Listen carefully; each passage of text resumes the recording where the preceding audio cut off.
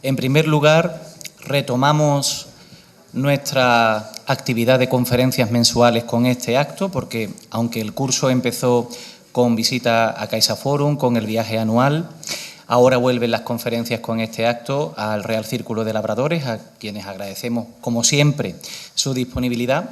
Y empezamos el curso con una conferencia del profesor Víctor Mínguez Cornelles, que voy a pasar a presentarles. Él es valenciano, licenciado en Geografía e Historia, especialidad de Historia del Arte por la Universidad de Valencia y doctor en Historia del Arte por la misma universidad, con una tesis dirigida por la doctora Pilar Pedraza con el título «Las virtudes emblemáticas del príncipe, arte e ideología durante el reinado de los últimos Austrias», leída en el año 1990. Como verán a continuación, en este tema ya se percibe la principal línea de investigación que va a seguir desde entonces, que no es otra que el interesante asunto de la iconografía y la representación del poder en Europa y América entre los siglos XVI y XX.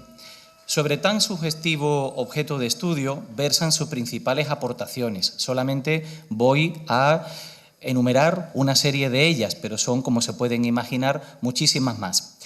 Comienzo por el título de Los Reyes Distantes, imágenes del poder en el México virreinal, de 1995. Emblemática y cultura simbólica en la Valencia barroca, jeroglíficos, enigmas, divisas y laberintos, en el año 97. Los Reyes Solares, iconografía astral de la monarquía hispánica, 2001.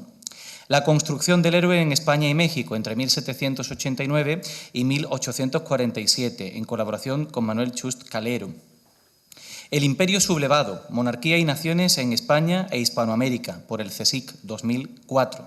La fiesta barroca, Portugal hispánico y el Imperio oceánico, con otros colaboradores, en el año 2018. En ese mismo año, Infierno y Gloria en el mar, los Habsburgo y el imaginario artístico de Lepanto, 1430-1700. Un planeta engalanado, la fiesta en los reinos hispánicos, con otra serie de colaboradores como Juan Chiva, Inmaculada Rodríguez, Pablo González. El tiempo de los Habsburgo, la construcción artística de un linaje imperial en el Renacimiento, con la profesora Rodríguez Moya, en el año 2020, publicado por Marcial Pons. Europa desencadenada, imaginario barroco de la liberación de Viena, 1683-1782, publicado en el año 2022. Y estas son solo algunas de las publicaciones que tiene el profesor Mínguez en formato de monografía, porque ha escrito también muchísimos artículos en las principales revistas especializadas de España, Francia, América. Entre ellas, pues, Artigrama, Norva, Quiroga, Imago, Archivo de Arte Valenciano, Semata, Quintana, Ars Longa, Reales Sitios, el Boletín del Museo e Instituto Camón Aznar, Goya o Archivo Español de Arte. Entre las francesas, España, y entre las de América, los Anales del Instituto de Investigaciones Estéticas. Es además fundador y secretario en tiempos de la revista Tiempos de América, revista de Historia, Cultura y Territorio de la universidad, donde ejerce la docencia como catedrático de Historia del Arte, la Universidad Jaume I de Castellón, donde se incorporó en 1991 desde la Universidad de Valencia y de la que es actualmente el director del departamento. Forma parte del Consejo Asesor de la revista Potestas sobre religión, poder y monarquía, así como de otras muchas. Y ha organizado un buen número de eventos académicos, entre los que destacan los congresos de envergadura internacional. Además, otra prueba de que nos encontramos ante un investigador reconocido y valorado por su talla internacional es que el profesor Mínguez ha sido miembro de 4 redes universitarias de excelencia, además de haber dirigido numerosos proyectos de investigación I+D. Yo lo conocí hace ya 15 años, durante mi etapa formativa de posgrado en la Universidad Pablo de Olavide, donde recibí en los cursos de doctorado clases por su parte, y desde entonces hemos mantenido una estimulante relación a través de los correos, del WhatsApp y de encuentros científicos en que hemos coincidido esporádicamente. Siempre he disfrutado de su característica principal, que para el que lo conozca lo sabe perfectamente, su elegante cordialidad, su generosa disponibilidad y su impresionante calidad como referente de la historia del arte en España. Como colofón de esa relación, le pedí, hace prácticamente un año, prologar la obra que he coordinado recientemente sobre el Marqués de Ureña, publicada este mismo año 2024 por la editorial Universidad de Sevilla. Es un prólogo precioso, estimulante, que se titula El Marqués de Ureña y el sueño ilustrado y que acaba con una frase esperanzadora. Dice que es un tiempo, el siglo XVIII, deslumbrante en el que todo parecía posible. Hoy debuta en los amigos del museo, es todo un honor que estés aquí, Víctor, con nosotros y una contribución muy importante para esta asociación. Así que muchas gracias y vamos a conocer sus aportaciones científicas en torno a un tema muy sevillano y absolutamente nodal para entender bien la historia de España, como es el que titula esta conferencia Sevilla, San Hermenegildo y los retratos de los reyes visigodos, imaginario artístico de un reino perdido. Muchas gracias.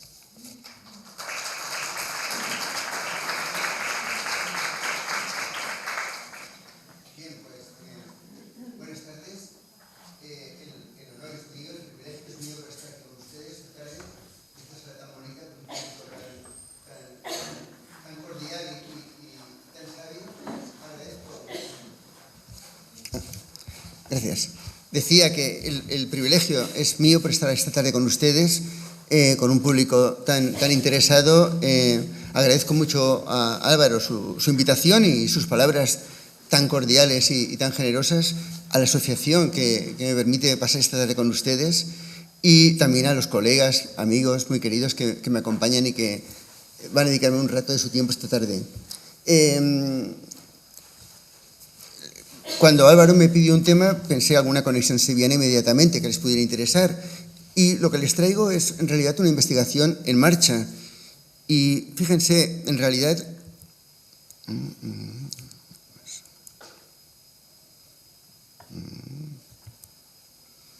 Ya no me acuerdo qué tecla era. ¿Es esta? No. Ah, vale, aquí abajo.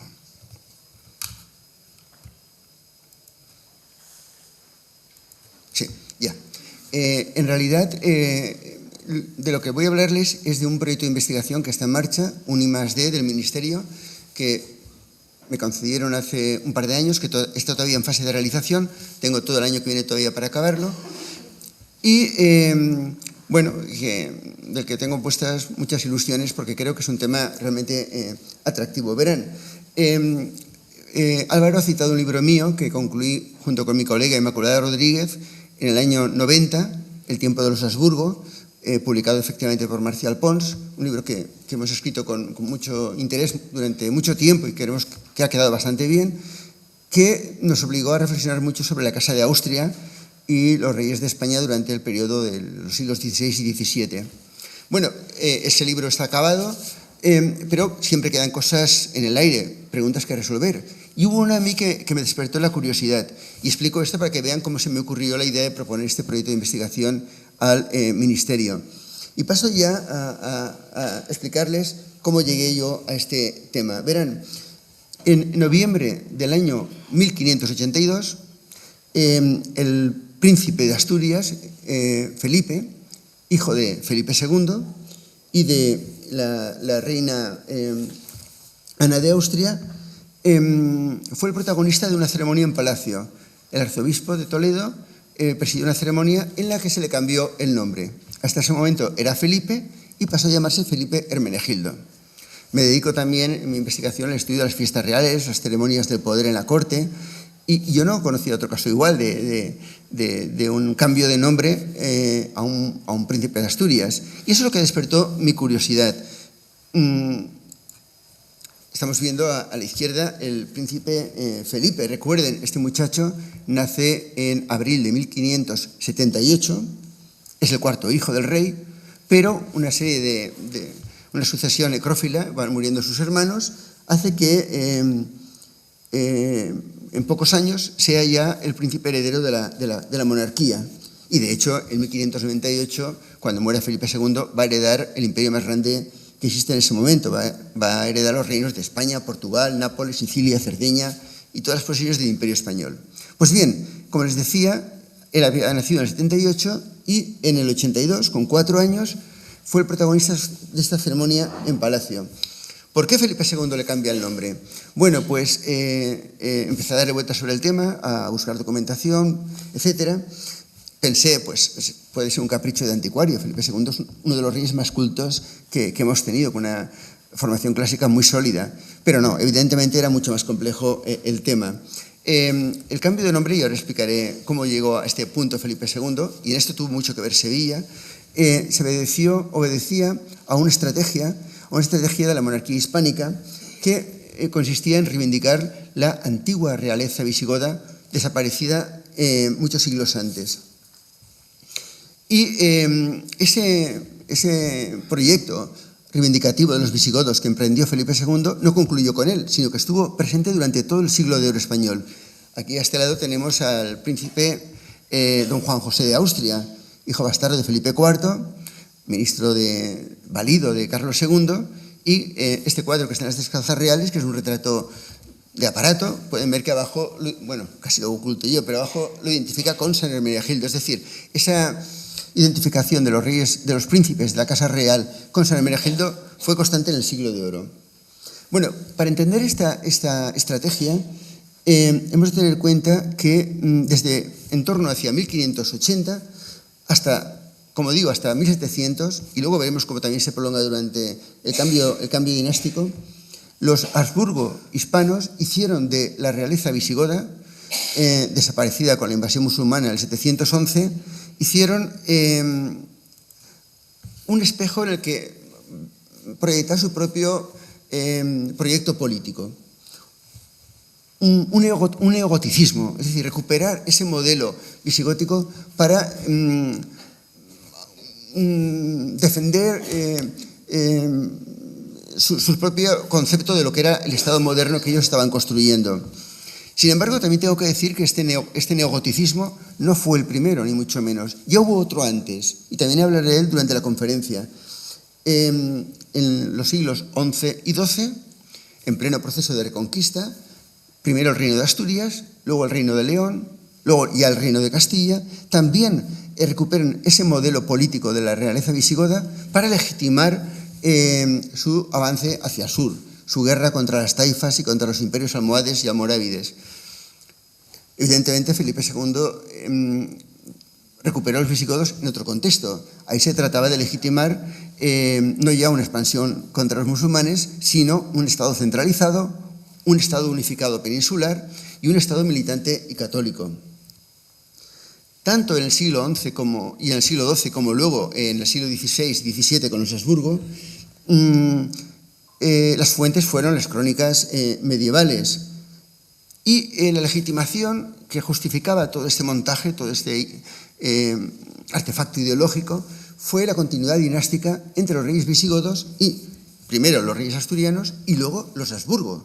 Había un linaje, una continuidad dinástica que se remontaba a los tiempos de Rodrigo, el último rey visigodo. Eso se pudo hacer convirtiendo a Pelayo un poco en el eslabón perdido entre los visigodos y los reyes ya, digamos, feudales, hispanos, asturianos, leoneses, castellanos, trastamaras y Habsburgo. El nexo era Pelayo, considerado el último rey visigodo, aunque nunca lo fue, y el primer rey asturiano. En realidad, como sabemos, en el 711, cuando los musulmanes invaden y conquistan toda la península, ese personaje mítico, histórico, pero del que sabemos muy poco, de Pelayo, en realidad lo que está liderando es una defensa de unos guerreros cántabros que se oponen al invasor, como se habían opuesto antes a los propios visigodos o a los romanos. Están defendiendo su forma de vida. Pero una vez tiene lugar esa batalla de Covadonga, de la que también sabemos muy poco y forma parte también de un imaginario legendario, lo cierto es que ese naciente reino de Asturias se convierte en un foco de resistencia, donde van acudiendo gentes mozárabes, visigodos, que huyen de la ocupación musulmana, y va surgiendo en Asturias una nueva raza que busca una legitimidad jurídica para constituirse como reino. Y Pelayo juega ese papel. Vamos a ver cómo todo esto arranca en la época de Felipe II, y luego iremos hacia adelante y hacia atrás viendo imágenes que creo que les pueden gustar o interesar. Situémonos en abril de 1570, es decir, década y media antes de que se produzca el cambio de nombre del príncipe Felipe. Ese año, como saben ustedes también como yo, Felipe II visita Sevilla. Viene aquí, camino de Granada, para sofocar la rebelión para ver el final de la rebelión de las Alpujarras y cómo las tropas cristianas, las tropas reales, dirigidas por su hermano don Juan de Austria, controlan de nuevo el territorio y el levantamiento ha sido sofocado. Es recibido en Sevilla con grandes festejos. Es ahora cuando tiene ocasión de visitar la Galera Real, ese navío que ha regalado a su hermano como almirante de la flota, que se ha construido en las atarazanas de Barcelona, pero que aquí está siendo decorado por escultores y pintores locales. Una galera real que obedece a un programa humanístico diseñado por Juan de Malara, el mismo humanista que escribe el libro de la llegada, de la visita a la ciudad del rey Felipe. Bueno, pues estando aquí en Sevilla estos días, Felipe empieza a comprender algo que hasta ese momento se le había escapado: la devoción tan intensa que hay en la ciudad, el culto popular que hay hacia un santo llamado Hermenegildo. Y también, al mismo tiempo, una devoción que se remonta muchos siglos atrás a otro personaje clave en la historia de la Iglesia, nada menos que uno de los padres de la Iglesia, San Isidoro. Recuerden, Hermenegildo, luego hablaremos de él, un príncipe hijo de Leovigildo, heredero también de la corona en un momento determinado, y Isidoro, nada menos, como decía, uno de los padres de la Iglesia, que junto con su hermano Leandro, que también fue arzobispo antes que él, los dos fueron arzobispos de Sevilla, son los personajes clave en la conversión de los visigodos a la fe católica. Los visigodos eran arrianos y gracias a la presión de Leandro y luego de Isidoro cambian su fe y además adoptan el rito mozárabe. La obra literaria más conocida de San Isidoro es las etimologías, por supuesto, pero entre sus escritos se encontraba también una historia de regibus Gotorum, Vandalorum et Suevorum. Isidoro escribió una historia de los reyes godos, vándalos y suevos, que abarcaba la historia peninsular entre los años 265 y 624, y en la que Isidoro defendía la unidad, la identidad gótica de un reino peninsular unificado. San Isidoro fue también el autor de la primera alabanza de España, de Laude Hispaniae, un texto en el que por primera vez se escribe un panegírico de un estado peninsular. Estas obras despiertan el interés de Felipe II y cuando vuelve a la corte, cuando vuelve a Madrid, lo primero que va a hacer es enviar al humanista Álvar Gómez de Castro, un intelectual de su círculo, a Plasencia, buscando obras, documentos de San Isidoro. Y a continuación envía a su cronista, Ambrosio de Morales, a que recorra los reinos castellanos buscando pistas, libros antiguos, reliquias, panteones reales que permitan construir un discurso de recuperación de esa identidad visigoda. El libro de Ambrosio de Morales, lo pueden ver ahí, no se publica hasta el siglo XVIII. El título ya lo ven, Viaje de Ambrosio de Morales, por orden del rey Felipe II, a estos reinos para recuperar estas reliquias, sepulcros, libros, etc. Se publica en el XVIII, pero Ambrosio de Morales publicó a finales del siglo XVI una crónica general de España, la ven aquí, que ya integraba las ideas que él, las enseñanzas, lo que había descubierto en ese viaje que hizo por orden del monarca. Mientras todo esto se produce, mientras Felipe II empieza a mover sus agentes buscando pistas para construir esa identidad visigoda, tiene lugar un hecho inesperado, pero que va a cambiar toda la historia de España, y es la muerte en batalla del rey de Portugal. Sebastián I de Avis, hijo póstumo de Juan Manuel de Portugal y de la archiduquesa Juana de Austria, hermana del monarca, fallece en una batalla en el Magreb, en Alcazarquivir, en el norte de África, en una cruzada que él había iniciado contra los reinos del norte de África, una cruzada contra los musulmanes. Hay varios aspirantes en ese momento a la corona vacante, porque no tenía hijos, pero Felipe II, por la fuerza de las armas, se va, enseguida el duque de Alba está en la frontera con sus tropas, se va a convertir en el rey de Portugal, integrando este reino y todo su imperio oceánico en ese mosaico que es la monarquía hispánica.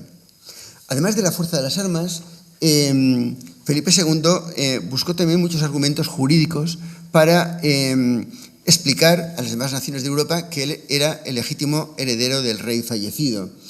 Estamos viendo en la pantalla el manuscrito de Lorenzo de San Pedro, que está en el Escorial, diálogo llamado Filipino, donde se refieren 100 congruencias, 100 argumentos que explican, por razones dinásticas, el derecho de Felipe II al trono de Portugal. Ahí ven el árbol genealógico que este humanista construye.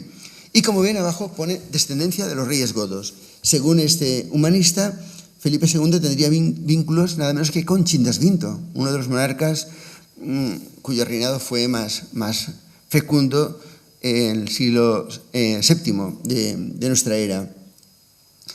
Esto se hace precisamente como argumento para reclamar el trono de Portugal, pero esto venía detrás. Este otro manuscrito, muy bonito, de Julián de Castillo, anterior, es la historia de los reyes godos y la sucesión de ellos hasta el católico don Felipe II. Perdón, no, estoy diciéndolo mal. Este es el libro de armas y blasones y diversos linajes, que está en la Biblioteca Real, en Madrid. Va mostrando miniaturas de los reyes de España. Y como pueden ver, aunque lo verán muy pequeño, este linaje de la corona española se inicia con Ataulfo y con los demás reyes visigodos que reinaron en la península. Estando todavía Felipe II, porque él estará 3 años en Portugal, supervisando esa integración del reino lusitano en la corona española, se van publicando más libros goticistas. Por ejemplo, en la pantalla tienen ahora el libro, ahora sí lo digo bien, de Juan de Castillo, Historia de los Reyes Godos y la sucesión de ellos hasta el católico don Felipe II. Este se publica en Madrid, mientras Felipe II todavía está en Portugal. Lo que ven al lado es la edición ampliada que hace precisamente el hijo del autor, llegando ahora ya hasta Felipe IV.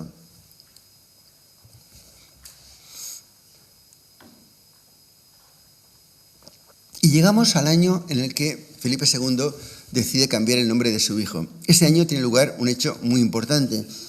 El embajador español, Juan de Zúñiga, en Roma, consigue una bula del Papa Sixto V, lo vemos en pantalla, que autoriza el culto al mártir Hermenegildo en todo el Reino de España. Por culto inmemorial se concede el culto oficial a este santo, a este ahora santo ya reconocido sin discusión por la Iglesia. Y es en ese momento cuando Felipe II decide cambiar el nombre de su hijo, pasa de llamarse Felipe a llamarse Felipe Hermenegildo. Ese mismo año, Felipe II exige a las monjas del monasterio de Sigena, en la Corona de Aragón, que le entreguen la reliquia más preciada que tienen de Hermenegildo, que es nada menos que la cabeza, y se la lleva al Escorial, que es el edificio que representa el genoma de lo que es la esencia de la Casa de Austria. Ahí ven el relicario del Escorial y una de sus reliquias más preciadas, junto con otras muy importantes también, va a ser la cabeza de San Hermenegildo. Y se despierta una verdadera pasión en la corte y en el entorno del monarca por las reliquias de este santo.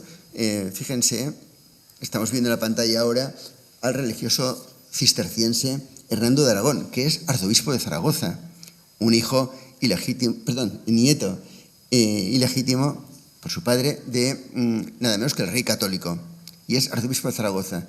Y este es el que regala este relicario maravilloso de San Hermenegildo a partir de unas reliquias con las que se apodera.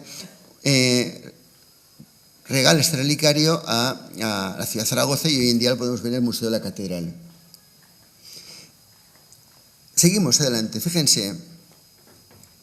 Solo 3 años después del cambio de nombre de Felipe a Felipe Hermenegildo, es modificada la principal y casi única galería de retratos de los reyes de España que se encontraba en el Salón Real del Alcázar de Segovia. Una galería de retratos que había sido iniciada por Alfonso X el Sabio.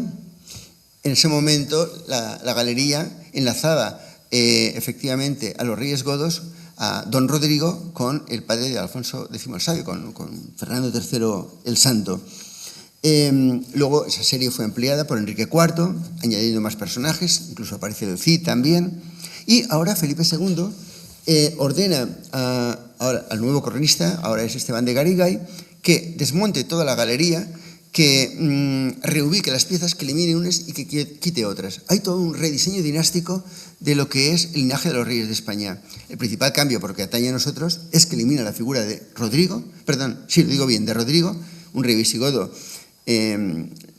pues con mala fama, porque es el que pierde la península, y a partir de ahora la dinastía empieza directamente ya con Pelayo, un caudillo que en el imaginario del poder es convertido en monarca.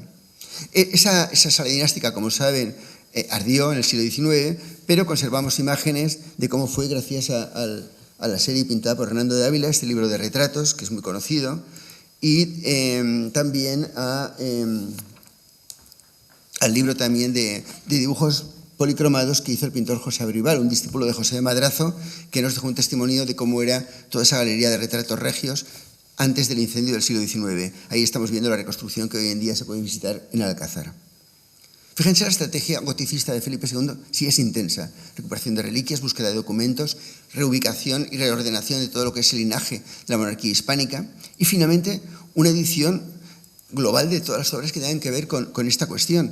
El proyecto editorial de Felipe II es muy importante. La edición completa de las obras de San Isidoro, la edición de todos los concilios de Toledo y, finalmente, la edición del Gotorum Rerum Hispaniae. Es decir, detrás hay un bagaje intelectual y erudito de una gran fuerza. Felipe II fallece en el año 1598 y ese mismo año fue canonizado en Roma, su culto también fue reconocido por su antigüedad, San Isidoro. Los dos santos que habían despertado su interés en Sevilla 20 años antes, ahora ya han alcanzado definitivamente y oficialmente la santidad. Vamos a pensar, no voy a contarles quiénes son los visigodos, pero un mínimo recuerdo para que vean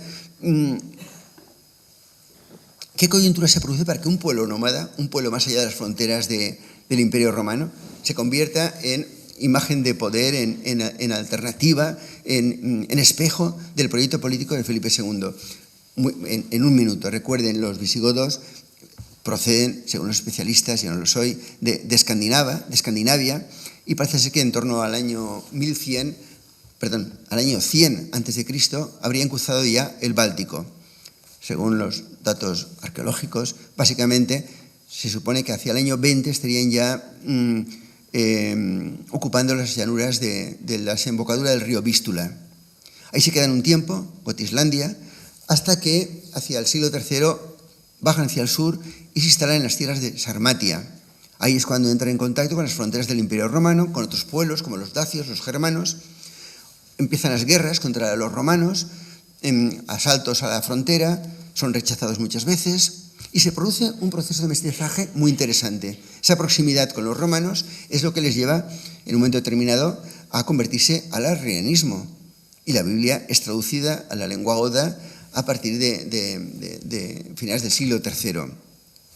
Si se fijan en el mapa de abajo, podemos ver la ruta que nos explica cómo este pueblo nómada llega nada menos que a la península. Hay un año clave que es el año 370. No figura ahí, pero es el inicio del camino.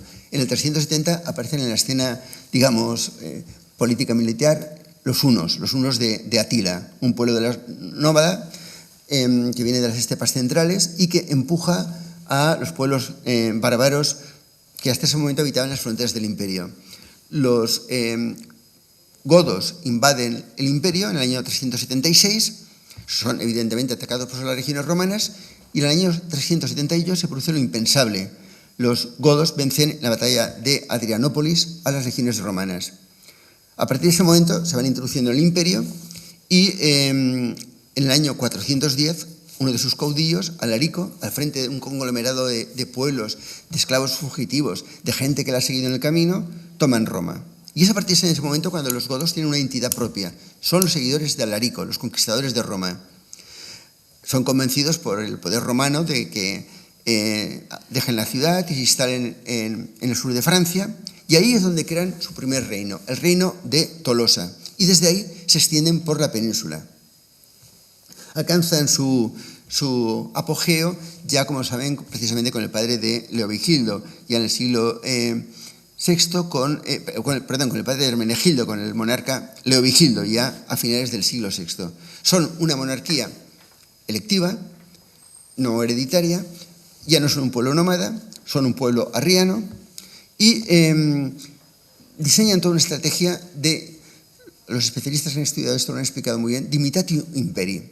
Este pueblo que tiene que entrar a la península luchando contra otros pueblos bárbaros, contra los alanos, contra los suevos, que está luchando contra los bizantinos en Cartagena, que tiene una población romana, hispano-romana hostil, este pueblo va a seguir una política de traslatio imperi, dimitatio imperi, copiando los modelos ceremoniales, las estrategias de aquellos romanos a los que habían vencido. Por ejemplo, creando una corte fija en Toledo, fundando ciudades como Recópoli, acuñando monedas, estableciendo todas unas ceremonias de poder en la corte, imitando las que veían en Bizancio o las que recordaban el antiguo imperio romano. Hay toda una estrategia de los visigodos que en gran medida va a recordar cosas que luego van a hacer también los Habsburgo ya en la España del siglo XVI. Cuando Felipe II pone en marcha todo este proceso de recuperación de los godos, hemos visto que lo hace a partir, y ahora las veremos en pantalla, de fuentes literarias, sobre todo a partir del texto de San Isidoro, de recopilación de crónicas medievales que hablan de este pueblo, del que se sabe muy poco. Lo que no encuentra Felipe II son imágenes de los reyes godos, porque no las hubo. Hubo una arquitectura, hubo un idioma, hubo unas prácticas, pero no había unas imágenes. Lo que había llegado de los visigodos, bueno, aquí estamos viendo las coronas votivas de los tesoros que posteriormente la arqueología ha recuperado, que están hoy en día en museos muy importantes, Museo Arqueológico de España, en París, etc. Pero todo esto son hallazgos posteriores. Lo que Felipe II podía contemplar de los visigodos eran apenas unas monedas, porque desde la época de Leovigildo, como he dicho, se acuña moneda, pero monedas con efigies, como ven, muy simples, ¿no? Hay inscripciones epigráficas, referencias a la corona visigoda, pero las imágenes son muy ingenuas. El único rasgo distintivo de los visigodos, y eso también es interesante, luego les explicaré por qué, es el cabello largo. Estos monarcas tenían cabello largo. Quiero decir que en la recuperación de este proyecto de los visigodos y de la imagen de San Hermenegildo también, todo estaba por inventar. Todo estaba por inventar, porque no había modelos que tomar. Y evidentemente en ese momento la arqueología no es una ciencia que aporte ninguna información. También tengo que decirles que creo que es importante que esta idea de Felipe II de recuperar los visigodos tampoco fue del todo original, ni siquiera fue original ni en su tiempo ni en la península. Ya en época tardorromana, un escritor como Cornelio Tácito publica La Germania, un libro escrito por un romano del Bajo Imperio que habla de las virtudes de los germanos frente a la decadencia de los romanos.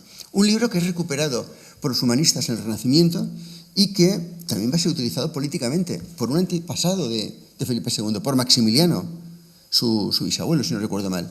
Abuelo, sí, el bisabuelo, Maximiliano I, emperador del Sacro Imperio, que ve en esta revalorización de los germanos, hecha por un escritor de la antigüedad latina, una defensa de la nación alemana, ¿no?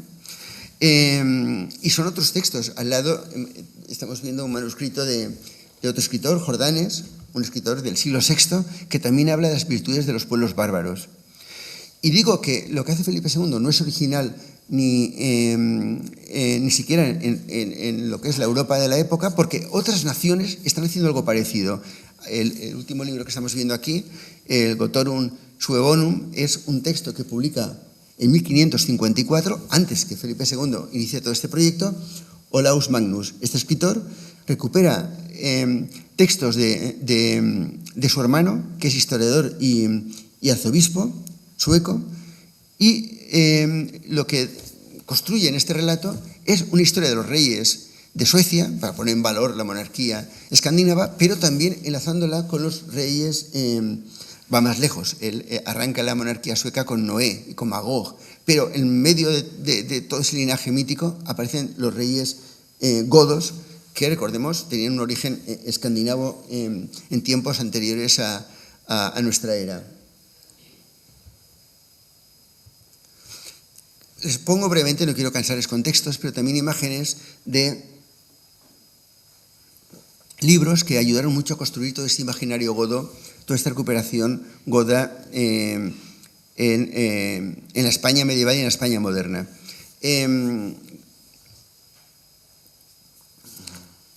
Como les decía, el primer neogoticismo peninsular arranca en el siglo IX a partir de la necesidad de consolidar el reino de Asturias, estableciendo argumentos jurídicos que la vincularan con el antiguo reino perdido de Toledo.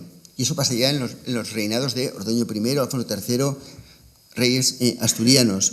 Esto se incrementa a partir del reinado de Alfonso III. Se escriben una serie de crónicas mozárabes de autores que han huido de la España musulmana, que establecen precisamente ese nexo entre el antiguo reino perdido y los reyes asturianos, que muy pronto son reyes leoneses. Estamos viendo a la izquierda la crónica de Alfonso III, que se inicia con el linaje de los reyes asturianos, se inicia con Recesvinto, y que habla de una traslatio regni, como el reino se trasladó de Toledo a Oviedo.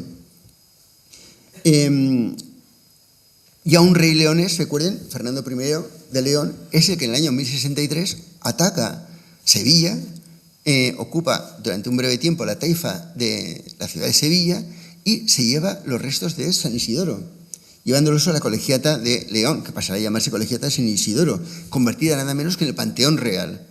Hasta ese punto ya un rey, un monarca leonés, tiene una fijación con la figura clave de San Isidoro. Y su hijo, Alfonso VI de Castilla, el monarca que fue contemporáneo del Cid, es el monarca que finalmente conquista la ciudad de Toledo. Y la ciudad de Toledo tiene un valor simbólico tremendo para los reinos feudales peninsulares, porque es la recuperación del reino perdido. Y lo primero que va a hacer, en realidad lo hace antes ya de ocupar Toledo, pero lo ratifica con la conquista de Toledo, es autodenominarse Imperator Totus Hispaniae.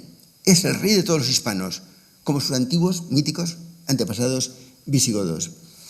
Toda esta construcción va a ir creciendo en los próximos años. Estamos viendo la crónica de Lucas de Tuy, el Chronicon Mundi de 1236, que abunda en esto, el texto de Rodrigo Jiménez de Rada, de Rebus Hispaniae, que reclaman, cada uno de estos textos, la herencia toledana, el primer texto para el Reino de León, el segundo para el Reino de Castilla. Y esto aún crece más en época trastamara, porque los reyes trastamara primero gobiernan Castilla, pero luego Castilla y Aragón. Y muy pronto empiezan a pensar una península unificada. Ese es el proyecto de los reyes católicos. Pero ya antes se avanza en esa dirección. Y vemos libros como el de Alonso de Cartagena, el Liber Genealogiae Regum Hispaniae, el libro de Rodrigo Sánchez de Arévalo, la compendiosa Historia Hispánica, o directamente la crónica del rey Rodrigo. Libros impulsados por los trastamara que además permitían establecer una cierta supremacía de Castilla con respecto a Portugal, a Aragón, a Navarra, a otros reinos peninsulares que todavía no estaban unificados, porque Toledo en ese momento ya era Castilla. Es todo esto lo que va poniendo en valor la figura de Hermenegildo, y empezamos a encontrar a partir de este momento, durante finales del siglo XV y principios del XVI, imágenes de este monarca. Estamos viendo aquí esta imagen que procede del políptico de los mártires que perteneció a la reina, precisamente a la reina Isabel I de Castilla. Bien, volvemos al año 1585. Felipe II obtiene la bula del Papa, cambia el nombre a su hijo, y a partir de ese momento hay toda una estrategia de redefinición de la imagen simbólica de la monarquía. En esto va a encontrar un gran aliado, la Compañía de Jesús. La Compañía de Jesús, esta orden tan sólida intelectualmente, enseguida ve la oportunidad de reivindicar a este santo, y en todos los colegios de la Compañía, donde se forman las élites, donde se educan las élites del Estado, de la corona, se inicia la representación de una obra teatral anónima, pero que tuvo un enorme éxito, que era la tragedia de San Hermenegildo. Esto lleva a que el culto se extienda en la corte, se afiance en la corte, y finalmente se construye en Madrid el convento de San Hermenegildo, nada menos que por petición de Santa Teresa de Ávila, un convento carmelita, pero que tiene nombre de San Hermenegildo, y que se alza en Madrid, financiado primero. Las obras se inician con Felipe II y luego se concluyen con Felipe III. Ahí ven el mapa de Teixeira, de Madrid, el convento en todas sus dimensiones. Hoy en día solo queda la parroquia de San José, pero la estructura del templo se mantiene. En el año 1639, Urbano VIII ratifica la canonización del príncipe visigodo y la extiende a todo el mundo. Ya no es solo un santo de devoción peninsular, sino un santo de devoción planetaria, muy en la lógica de ese imperio español que dominaba rutas por todos los continentes. Y con el apoyo de la Compañía de Jesús y el patrocinio de la Casa de Austria, es cuando empieza realmente la época dorada de San Hermenegildo. Pinturas que ustedes conocen muy bien, porque la mayoría son sevillanas, son excepcionales y están en nuestro querido museo, que desarrollan esta iconografía. Este cuadro de Alonso Vázquez y Juan de Uceda. Estos otros, por ejemplo, el de Rey Almozo es el que fue pintado, una de las joyas de la pintura barroca del siglo de oro español, fue pintada precisamente para el convento de San Hermenegildo en Madrid. Y la de Rey el Viejo, la apoteosis de San Hermenegildo, pues es también otra joya absolutamente excepcional. Políticamente me interesa más aquella, porque fíjense, aparecen San Isidoro y San Leandro enseñando a Recaredo la apoteosis de su hermano que ha subido a los cielos tras sufrir martirio. Pero Recaredo está pintado con los rasgos de Felipe IV, buscando esos paralelismos entre reyes godos y reyes Habsburgo.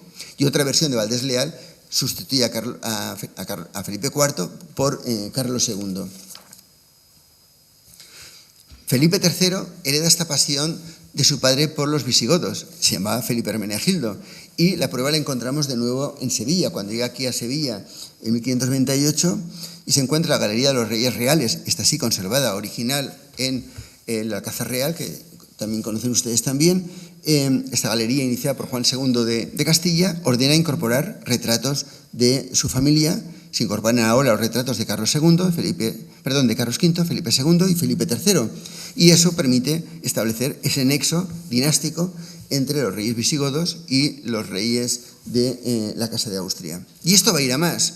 Y voy rápidamente para no cansarles. Fíjense en la corte, volvemos a la corte, el Palacio del Buen Retiro, mandado construir por el conde duque de Olivares, sevillano, eso tampoco es casual, para Felipe IV. Y para decorar nada menos que el vestíbulo del Salón del Trono, ese Salón del Trono donde están los retratos ecuestres de Velázquez, las pinturas de batallas de Felipe IV, la serie de Hércules que pintó Zurbarán, como pinturas para decorar el vestíbulo previo a ese Salón del Trono, encarga una serie de reyes godos que no sabemos cuántos fueron encargados ni pintados. En algún inventario aparecen mencionados 3, se han conservado 5, pero son preciosos, pintados por los pintores más notables de la corte. Los ven aquí, Josep Leonardo, Antonio de Pereda, que los muestran como reyes bélicos, porque ahora estamos en plena guerra de los 30 años y hay que recuperar esa iconografía y ese potencial militar que tuvieron en su tiempo los reyes godos. Aquí los ven. Y esto se va extendiendo. Pasamos al otro palacio del poder, al otro centro del poder de los austrias en la corte. El Palacio del Buen Retiro es el palacio de ocio, pero el Alcázar Real, el Alcázar de los Austrias, que se perdió en el incendio de la Nochebuena de 1734, en un incendio, ese Alcázar Real era el palacio desde donde se gobernaba realmente el imperio. Y ahí también se encargan una serie de retratos de reyes peninsulares en pareja, una serie de 28 retratos en pareja de los monarcas, que se situaron también en lugares privilegiados, como el Salón de los Espejos y la Sala de las Furias, si no recuerdo mal. También sufrieron un incendio. Se salvaron 3 de estos cuadros con 5 personajes, porque fueron en un momento determinado situados en otro lugar, en la galería que comunicaba con el convento de la Encarnación, y se salvaron de las llamas. Los demás perecieron. Pero, como ven, aparte de Carlos V y Felipe II, pues hay reyes peninsulares que hoy en día los especialistas identifican con reyes castellanos, pero que Palomino, nada menos que Palomino, identifica como reyes godos. Todo este conjunto de retratos dinásticos, de series de linajes de godos a Habsburgos, encontró, digamos, su apoyo ideológico y teórico en esta obra capital, la corona gótica castellana y austríaca de Saavedra Fajardo, Diego Saavedra Fajardo, uno de los intelectuales más importantes del siglo de oro español, un diplomático, autor de un libro de emblemas fundamental que todos los historiadores del arte conocemos muy bien, Las empresas políticas que publica y que dedica al príncipe Baltasar Carlos. Tiene empresas políticas, tiene imágenes simbólicas que reflexionan sobre la política de su tiempo. Pues bien, cuando este libro, Las empresas políticas, lo publica en el año 41. Pues bien, luego encontramos a este político murciano como diplomático del rey en Westfalia. Ha ido allí para contribuir a las negociaciones de paz y contribuir a la firma de los tratados de Münster que pondrán fin a la guerra. Estando allí, tiene tiempo y decide escribir un segundo libro, el que les muestro aquí, que él mismo explica en el prólogo que quiere toda esa teoría política que él ha escrito en discursos, 100 discursos con imágenes en su libro de emblemas, quiere ejemplificarlo con los reyes godos. Y nos presenta aquí 33 biografías de reyes godos y, como un espejo de príncipes, en cada una de estas biografías va encontrando virtudes, cualidades, para que los príncipes y los reyes de España encuentren modelos de poder. Es un libro capital que yo estoy ahora estudiando pues muy a fondo, como pueden imaginar. En realidad eran 3 partes, pero él fallece y solo puede escribir la primera. Las otras 2 partes se publicaron después y ya fue ya otro autor. Encontró incluso alguna edición ilustrada. Bien, la literatura gótica, voy rápido para no abusar de su tiempo, la literatura gótica sigue siendo muy fuerte durante el reinado de Carlos II.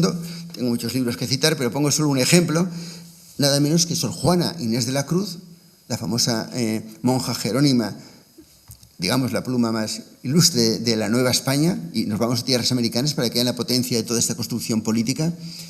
Fue autora de un texto titulado El mártir del Sacramento, donde, a partir de la historia de España de Mariana, ella recrea todo el martirio y toda la muerte de este príncipe visigodo.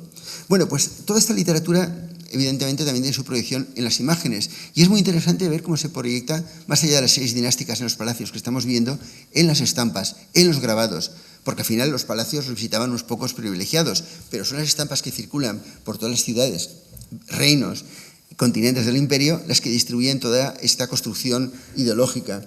Estamos viendo ahora la serie cronológica Et Imagines Regum Hispaniae, publicada en 1685 por orden del virrey de Nápoles, don Gaspar de Haro y Guzmán, marqués de Carpio, y dedicada a Carlos II. Y ahí lo vemos muy pequeño, pero bueno, vemos como desde Ataulfo hasta Carlos II, bueno, hay varias versiones que luego se han ido ampliando. Aquí vemos hasta Fernando VII, incluido.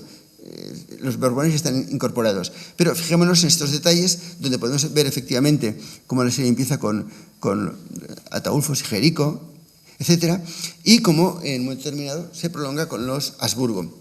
Por cierto, hablaba antes del cabello largo de los Habsburgo. Yo me he dedicado un tiempo a estudiar la imagen de Carlos II, es el rey al que más tiempo le he dedicado, me resulta apasionante porque es un rey oculto, es un rey con enormes defectos físicos y mentales, y eso obliga a esconderlo y a sustituirlo por la imagen artística. De ningún otro rey de España tenemos tantos retratos. Pues bien, este rey tiene un cabello muy largo, ningún rey de España tiene un cabello tan largo. Siempre hemos explicado que esto es un poco también para darle una cierta personalidad y ocultar algunos defectos que tenía, pero también quizás un guiño a esas cabelleras largas de los reyes visigodos, que eran el signo distintivo de esa antigua realeza tardoimperial. ¿Y qué pasa cuando se produce el cambio dinástico? Tras la guerra de sucesión, tras la muerte de Carlos II en 1700, pues que toda esta furia gótica permanece sin discusión. Y es lógico, porque al fin y al cabo los Borbones venían de Auvernia y los godos venían de Tolosa. Por ahí se puede establecer un nexo también con la nueva casa reinante. Recuerden, hace un momento he mencionado a Fernando VII. Es Fernando VII el que establece la orden de San Hermenegildo. En algunos aspectos los Borbones van a llegar más lejos que los Austrias. Pero en fin, la prueba más evidente de esa pasión gótica que también heredan los Borbones, aunque con otras intenciones, luego hablaré de esto muy brevemente, la encontramos en el Palacio Real, el nuevo palacio que se construye en Madrid, sustituyendo el antiguo alcázar de los Austrias. Ahí vemos la imagen y tenemos en pantalla el grabado del padre Sarmiento, el religioso que por orden de Fernando VI establece un programa iconográfico para decorar ese gran conjunto que había sido empezado a levantar en tiempos de Felipe V.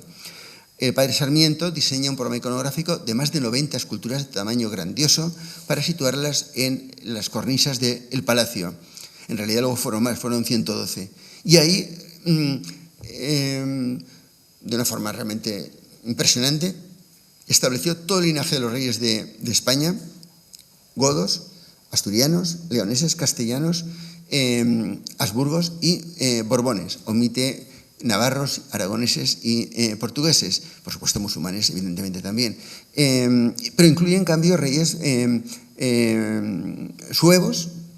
Más allá de los godos hay otros pueblos germanos, peninsulares, también reyes americanos como Atahualpa o como Moctezuma, y también emperadores de origen hispano. La idea es mostrar toda la fuerza de los linajes que convergen en los Borbones.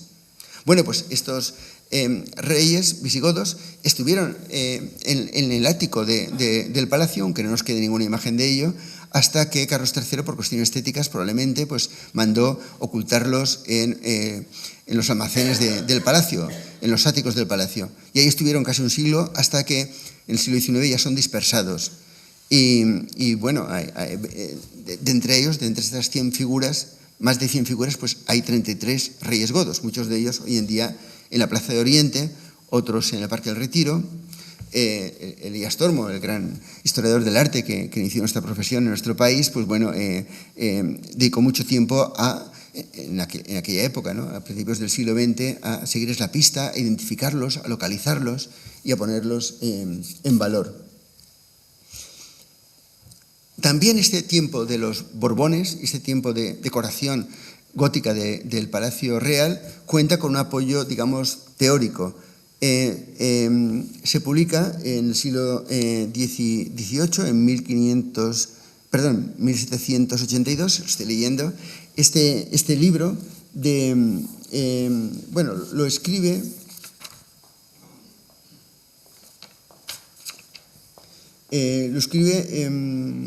lo tengo por aquí, bueno, figura en el título. Bueno, el grabador es un artista de la Academia de San Fernando, Manuel Rodríguez, es el que hace los retratos, pero trabaja en colaboración con un historiador, con Vicente García de la Huerta, que escribe las biografías. Es un libro que reúne las biografías de todos los reyes godos y cada uno aparece ilustrado. De nuevo, un texto que llega a todos los públicos. En el prólogo dice, para formación de los jóvenes españoles, esto en un texto ilustrado del siglo XVIII. Fíjense el valor educativo de este proyecto, donde podemos ver efectivamente cada rey anticipando su biografía. Imágenes todas inventadas, pero que llevan cogiendo una cierta consistencia a lo largo de los siglos. Y todavía vamos a encontrar otro gran proyecto gótico, pero ahora ya en el siglo XIX. Por supuesto, la devoción a San Hermenegildo permanece viva. Ahí vemos pinturas de Francisco de Goya, nada menos, o de José Amador de los Ríos, que muestran como ese culto al santo, que es ya un culto monárquico y un culto peninsular.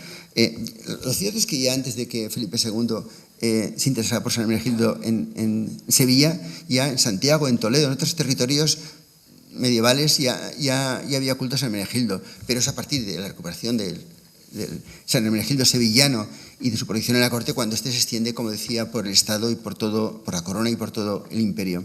Bueno, pues al margen de este culto que permanece intensamente vivo, hay un proyecto gótico de gran calado que nos sitúa ya en la España liberal, en la España posterior a las Cortes de Cádiz, en la España nación. Un proyecto que inicia José de Madrazo, que es, aparte de un gran artista, es director del Museo del Prado durante unos años y que en 1847 convence al gobierno de Narváez, el ministro de Isabel II, que convendría dedicar 4 salas del Museo del Prado a establecer, tiene en la cabeza modelos ingleses, algo similar que se ha hecho en Londres, a establecer una galería de reyes de España. Un centenar de retratos que muestren todo el linaje de los reyes de España. Al gobierno de Narváez le interesa la idea porque además Madrazo propone incluir reinas y eso le conviene porque estamos en guerra con los carlistas y a Narváez le conviene demostrar que hubo reinas, como por supuesto Isabel de Castilla, pero también alguna otra, que ocuparon un papel relevante en la historia de esta nueva nación. Y dan el visto bueno a José de Madrazo, se pone en marcha, contrata a una cuarentena de pintores, muchos jóvenes, pero muy buenos casi todos ellos, y empiezan a pintar retratos de los reyes de España. Y entre ellos, por supuesto, aquí están de nuevo nuestros reyes godos. Retratos, digamos, románticos, tremendamente idealizados, a veces muy teatrales, con una cierta... Se intenta una cierta verosimilitud arqueológica, como pueden ver aquí, Leovigildo, Recaredo, Recesvinto, Alarico, y en fin, así hasta 30 y tantos retratos. Esto entraba dentro de un proyecto más amplio que era el Museo Iconográfico, un museo de personajes importantes de la historia de España, un panteón nacional. Pero la Galería de los Reyes ocuparía, desde luego, un lugar determinante. Los cuadros se acaban, están todos hechos, pero estalla la Revolución de 1868. Y eso llevó al traste el proyecto. Los cuadros nunca fueron expuestos, nunca se han expuesto juntos, y también, como pasó con las esculturas borbónicas del Palacio Real, en un momento determinado son dispersados. Los tenemos más o menos localizados, pero, como digo, nunca se han expuesto juntos. Bien, voy acabando con algunas reflexiones porque no quiero cansarles y ya pronto se las he hecho. Como podemos ver, es lo que he intentado contarles, insisto, en un proyecto sobre el que ya he escrito, pero que todavía queda un año de vigencia y que luego espero que dé lugar a un libro importante, pero que todavía estoy construyendo y, por lo tanto, cualquier idea o sugerencia va a ser muy bien recibida. Este goticismo hispánico, porque hubo otros en Europa, como he comentado, arrancó en el siglo IX, cogió mucha fuerza en los siglos 9 y 10, 11 en las cortes de Asturias, León y Castilla, y cobró una fuerza inusitada ya bajo el reinado de Felipe II y se mantiene activo hasta el siglo XIX. Pero es verdad que en cada momento sirvió a propósitos distintos. Para los monarcas asturianos, leoneses y castellanos, recuperar a los godos, reivindicar la realeza goda, era una forma de legitimar su expansión militar contra los musulmanes. Para Felipe II, en cambio, no. Para Felipe II, lo he dicho antes, era justificar la construcción de un Estado peninsular, centralizado y católico. Para Felipe IV, también lo he dicho, un recordatorio de los triunfos militares, en una época de victorias, pero sobre todo de derrotas en plena guerra de los 30 años. Para los Borbones era una forma de manifestar la riqueza de linajes que desembocaban en la corona de España. De hecho, como he dicho, además de los godos, también había reyes suevos o aztecas o incas. Y para los gobiernos isabelinos de época liberal, era una forma de construir una identidad de esa nación que estaba forjándose entonces en la península. Yo creo que la pregunta interesante en todas estas épocas es, y que se hicieron los intelectuales del siglo XIX, es: ¿pero cuándo empieza la monarquía goda? Porque pasamos, como digo, de unos pueblos nómadas que viven en el Báltico, que luego están en la Sarmatia, que toman Roma nada menos, saquean Roma, que luego vienen a la península, que se enfrentan a los francos. ¿Cuándo empieza la monarquía goda? ¿Cuál es el primer rey godo? Y esa pregunta es muy interesante en el siglo XIX porque en realidad se están preguntando: ¿quién creó España? ¿Cuándo empieza España? Y aquí es curioso cómo la respuesta a lo largo de estos 10 siglos de goticismos cambia continuamente. El obispo Juan de Viclara, un neogoticista medieval, dice que es Leovigildo, porque fue el que unificó la España goda. Pero San Isidoro no. San Isidoro considera que fue Suintila, porque es el que expulsa a los bizantinos y consigue la unidad peninsular.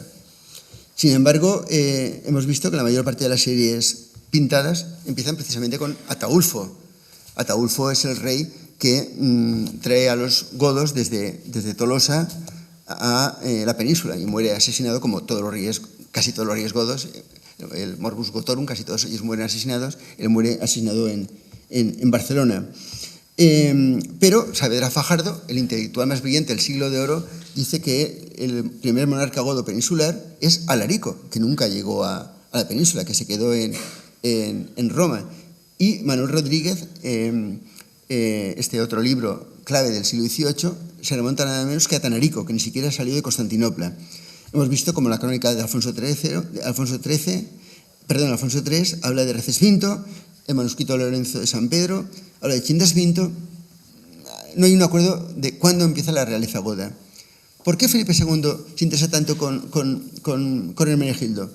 En principio, a mí me sorprende y cuando pienso en ello no deja de despertar un poco mi estupefacción, porque Hermenegildo es un santo de gran devoción popular, primero en Sevilla, luego en toda la península, luego en todo el imperio, pero es un personaje controvertido. Para empezar, no fue rey, fue un príncipe, con lo cual no tuvo nunca esa corona en la cabeza.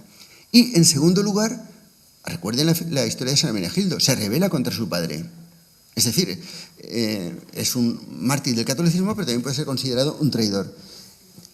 Y recordemos la propia tragedia personal del Felipe II. Su hijo Carlos, que muere en circunstancias controvertidas en palacio, también se rebeló contra el propio Felipe. Él mismo tiene ese conflicto en su propia familia. ¿Por qué, pese a estos inconvenientes, se fija en San Hermenegildo? Porque Felipe II lo que le interesa es construir un armazón que le permita defender una monarquía sacra. Él está pensando en reyes santos. Y San Hermenegildo es la persona que evoca ese pasado católico de los godos cuando abandonan la fe arriana y asumen la verdadera fe, de la que Felipe II es profundamente militante.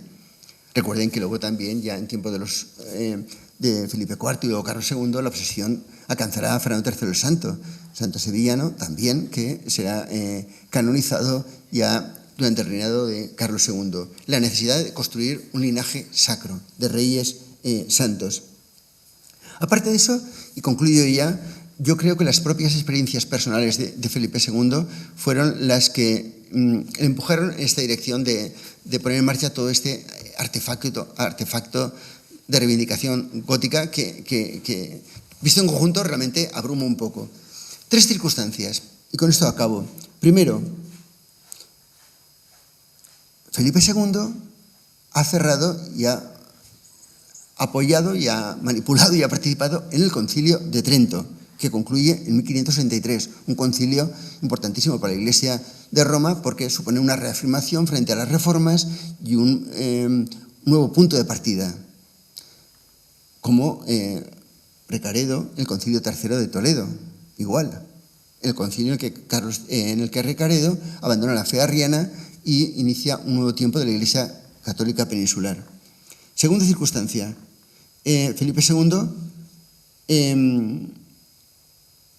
promueve, él se fija en todo esto en Sevilla en el año 70, pero cuando promueve realmente esta reivindicación gótica es en los años 72, 73, 74 y sobre todo en el 80, es decir, los años posteriores a la gran batalla de Lepanto.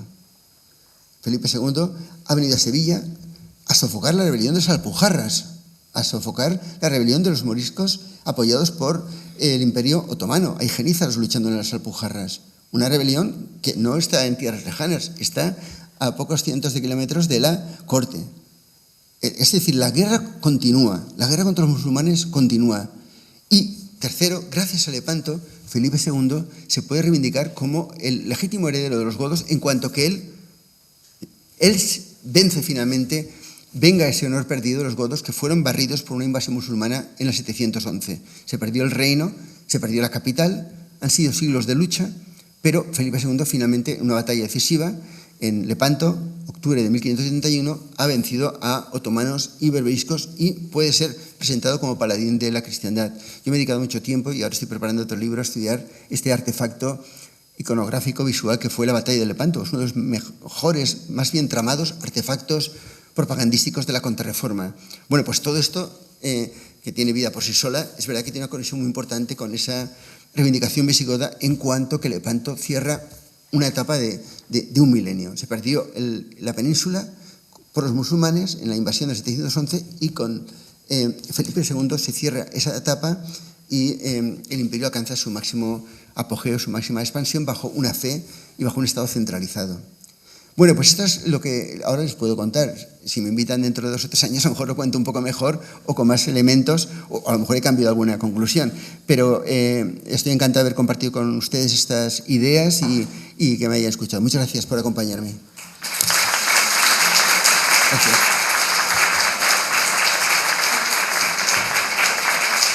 Gracias. Si quieren preguntar cualquier cosa, estaré encantado de contarles, sí, sí.